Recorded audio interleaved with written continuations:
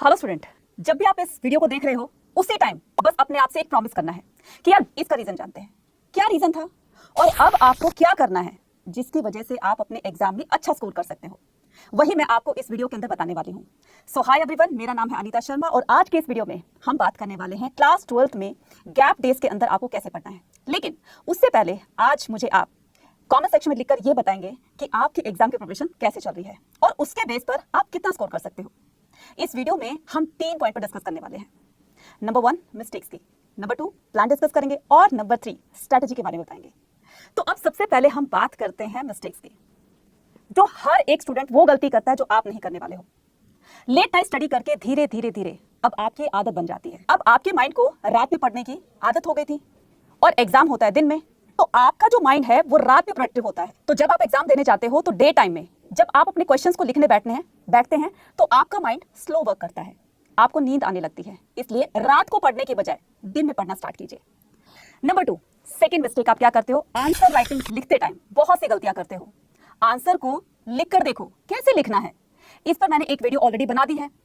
और अब बात करते हैं तीसरी मिस्टेक की। जिस दिन आपका एग्जाम है, मान लो 4 दिन बाद आपका एग्जाम है, बस उसी को लगातार पढ़ते रहते हो, दूसरी सब्जेक्ट की तरफ तो ध्यान ही नहीं देते हो। धीरे धीरे धीरे दूसरे सब्जेक्ट्स को आप भूलते चले जाते हैं और जब आपका एग्जाम आता है तो फिर आप उसको पढ़ने बैठ जाते हो। लेकिन पढ़ते टाइम ऐसा लगता है कि यार सब कुछ भूल गए। सच्ची बताना, ऐसा होता है ना? अब इस प्रॉब्लम को दूर करने के लिए आपको होगी एक प्लान की जरूरत, जिसमें आप 3 स्लॉट बनाओगे। स्लॉट नंबर 1 में जो आपको मेन पेपर की बस उसकी प्रिपरेशन करनी है। स्लॉट 2 के अंदर उस एग्जाम का एक सैंपल पेपर लगाना है जो कि 2 से 2.5 घंटे का आपको करना है। और स्लॉट नंबर 3 में नेक्स्ट एग्जाम की प्रिपरेशन करनी है। तो इन तीनों स्लॉट्स को आपको 6-2-2 घंटे के डिवाइड करने पर आपको ये स्लॉट बनाने हैं। यानी कि टोटल आपके कितने आवर्स हुए मैम? 10 आवर्स। बिल्कुल सही बात है। अब मैं प्लान तो बन गया है, लेकिन इसका एक अच्छा सा टाइम टेबल भी बता दीजिए। यही सोच रहे थे ना? चलो बहुत अच्छी बात है, मैंने आपका काम ये भी सरल कर दिया है। स्लॉट 1 को आपको सुबह 8 बजे से लेकर 3 बजे तक का लेना है। फिर आपको 1 आवर का ब्रेक देना है। फिर 4 से 6 बजे लगाना है आपको सैंपल पेपर। और अगर आपको सैंपल पेपर चाहिए तो सभी सब्जेक्ट से सैंपल पेपर आपको मिल जाएंगे जो कि आपके एग्जाम के लेटेस्ट पैटर्न पर बेस्ड होंगे और वो भी सॉल्यूशन के साथ। तो जाइए अभी अड्डा 24/7 की ऐप पर जा करके इसको ऑर्डर कीजिए और अपने सभी सब्जेक्ट की प्रिपरेशन को और अच्छा कीजिए। सैंपल पेपर लगाने के बाद फिर लेना है आपको 1 घंटे का ब्रेक। अब बात आती है 7 to 9 की, जिसमें आप नेक्स्ट पेपर की तैयारी कर रहे होंगे। अब बात करते हैं स्ट्रेटेजी की। जितने चैप्टर्स रह गए हैं आपके, जिसको अभी तक आपने कोई रिवीजन नहीं की है, जितना जल्दी हो सकता है सारे के सारे चैप्टर्स को रिवाइज कर डालिए। तो एग्जाम के बीच में जितने दिन का गैप हो उस हिसाब से आपको स्टडी टाइम टेबल बनाना है। अब किसी एग्जाम में मान लो 6 दिन का गैप है, 17 को आपका फिजिकल एजुकेशन का एग्जाम था और 24 को आपका जीओ का एग्जाम है। तो एक दिन आपको पूरा सिलेबस रिवाइज करना है, यानी कि 1 गो में आपको सारे के सारे जितने भी चैप्टर्स हैं आपको रिवाइज कर लेने हैं। नाउ डे 2 में आपको क्या करना है कि आपको मैप्स, डायग्राम्स और एक सैंपल पेपर लगाना है। और स्लॉट 3 के अंदर नेक्स्ट पेपर की तैयारी करनी है जो कि 2 घंटे की करोगे। अब बात करते हैं अपने डे 3 की। एक सैंपल पेपर और एक पीवाईक्यू लगाना है और दूसरे में एक आपको लगाना है अपने नेक्स्ट पेपर के लिए थोड़ी सी 2 घंटे की प्रिपरेशन में। डे 4 के अंदर फिर एक सैंपल पेपर लगाओ और एक पीवाईक्यू और अपने 2 घंटे के नेक्स्ट पेपर की तैयारी में लग जाइए। ये तो हो गए आपके 4 दिन। अब डे 5 में आपको क्या करना है, जो सबसे जरूरी है, नोट्स, माइंड मैप्स या फ्लैश कार्ड, पूरा सिलेबस इनसे आपको रिवाइज करना है। अब जिस दिन आपका एग्जाम होगा मॉर्निंग में एक क्विक रिवीजन लेनी है, जो आपको इसी चैनल पर सुबह 4 बजे से लेकर के और 6 बजे तक की हम लोग रिवीजन कराने वाले हैं, वो भी हर सब्जेक्ट की।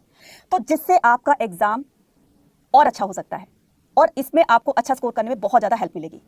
अब ज्योग्राफी के बाद हम बात करते हैं इंग्लिश की, जिसमें आपको पूरे 15 दिन का टाइम मिल रहा है। भाई ज्यादा है ना? लेकिन ठीक इसके 4 दिन बाद एग्जाम आता है हिंदी का। तो मैम अब क्या करें? बच्चा अब दोनों सब्जेक्ट की प्रिपरेशन को आपको पैरेलली लेकर चलना होगा, यही टाइम टेबल फॉलो करना है। फिर ऐसे ही थर्ड डे को writing skill plus sample paper plus next paper की प्रिपरेशन करनी है।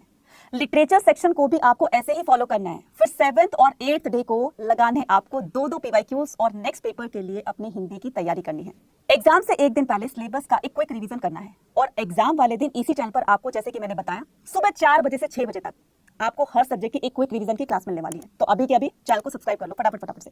अब आती है बारी हिंदी की। इसमें आपको सिर्फ 3 दिन मिले हैं प्रिपरेशन करने के लिए। तो आप जो पहले से करते आ रहे हो, यानी कि आपको सबसे पहले अपठित गद्यांश पर फोकस करना है। देन उसके बाद स्लॉट 2 के अंदर आपको एक सैंपल पेपर लगाना है। फिर नेक्स्ट एग्जाम की अपनी तैयारी करनी है।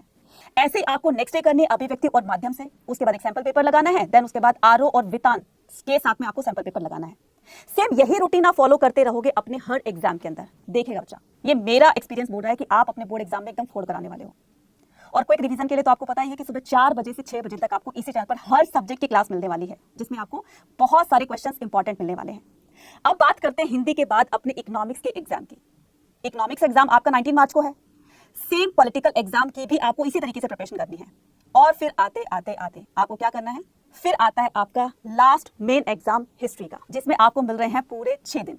तो पहले 2 दिन में आपको क्या करना है, तीनों बुक्स को 1 गो के अंदर आपको रिवीजन मारनी है। उसके बाद उसको 3 स्लॉट में डिवाइड कर देना है अपने हर डे को। स्लॉट 1 के अंदर आपको सैंपल पेपर 3 आवर्स का करना है। उसके बाद 1 घंटे का ब्रेक लेना है। उसके बाद स्लॉट 2 के अंदर आपको मैथ की प्रैक्टिस करनी है 2 घंटे। और स्लॉट 3 के अंदर आपको टाइमलाइन बिल्कुल पूरी तरीके से याद करनी है। नाउ अब करते हैं बात अपने चौथे दिन की। 4th डे को आपको सेम यही टाइम टेबल फॉलो करना है। 5th डे को अब सैंपल पेपर की जगह आपको लगाना है स्लॉट 1 के अंदर पीवाईक्यूज को, बस 2 पीवाईक्यू करने हैं। और 3rd स्लॉट में आपको माइंड मैप फ्लैश कार्ड से अपनी पूरी की पूरी रिवीजन कर लेनी है। और 1 अप्रैल को इसी तरीके से सुबह 4 बजे से 6 बजे तक आपको यहीं पर रिवीजन कराई जाएगी। तो आप सबको जरूर से ज्वाइन करना है अगर आप रियली अच्छा स्कोर करना चाहते हैं। और इस वीडियो को देखने के बाद आप में से कितने बच्चे, सच्ची बताना, ऐसे हैं जो इस वीडियो को देखने के बाद अपने आप से प्रॉमिस करने वाले हैं, और उस प्रॉमिस करने के बाद आप मुझे कमेंट सेक्शन में लिखकर ये बताइएगा कि कितने % आपके मार्क्स आ सकते हैं। और अगर वीडियो अच्छी लगी हो तो ये भी कमेंट सेक्शन में लिखकर बताइएगा। Thank you.